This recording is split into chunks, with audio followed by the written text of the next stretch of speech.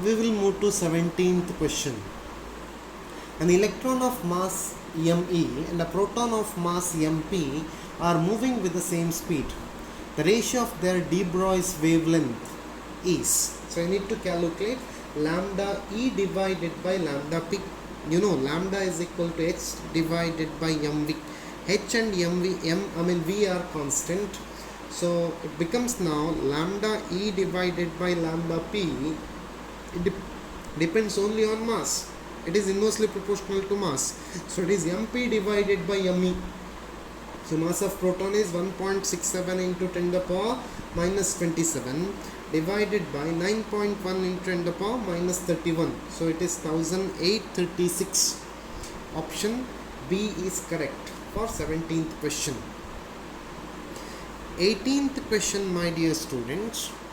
N photons of wavelength lambda are absorbed by a black body of mass m. The momentum gained by the body is, we need to calculate momentum gained by the body. So energy E can be given by hc divided by lambda if there is one photon. If n photons are there, then it is nhc divided by lambda.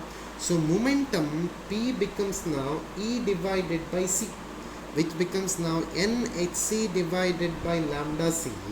Cc gets cancelled, so it is now nh divided by lambda. Nh divided by lambda means option D is correct for 18th question. Option D is correct for 18th question. We will move to 19th question now. 19th question says that a proton and an alpha particle are accelerated under the same potential difference. The ratio of de Broglie wavelengths of the proton and alpha particle is. So you need to calculate the ratio of de Broglie wavelength of proton and alpha particle.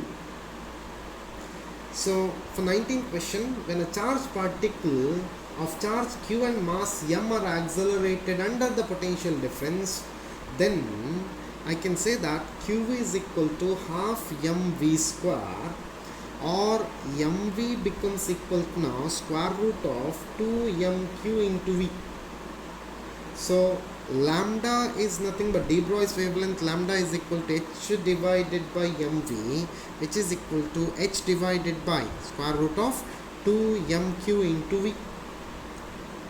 So I can directly say that lambda is inversely proportional to square root of mq. The potential difference is same. Then I can go with the ratio, that is lambda p divided by lambda alpha, which is equal to square root of m alpha into q alpha divided by square root of m proton divided by m proton into q proton, which is equal to now 4m divided by m into 2e divided by e. So m gets cancelled, e gets cancelled. So it is now root 8. Root 8 means option A is correct for 19th question. Option A is correct for 19th question. We'll move to the 20th question. The additional energy that should be given to an electron to reduce its de Broglie wavelength from 1 nanometer to 0.5 nanometer is. So 20th question, de Broglie wavelength lambda can be given by h divided by square root of 2me into k. M is mass of electron. So if I square, lambda square becomes equal to h square divided by 2me into k. 2me into k, or k becomes equal to now h divided by 2me into lambda square. I can say that k is now inversely proportional to lambda square. K is inversely proportional to lambda square. So now k dash divided by k, which is equal to lambda by lambda dash square, which is equal to 1 nanometer divided by 0.5 nanometer square, which is nothing but 1 by 4. So k dash becomes equal to 4k, So energy is equal to 4k minus k, which is equal to 3k, which is equal to 3k. So option B is correct for 20th question. Option B is correct for 20th question.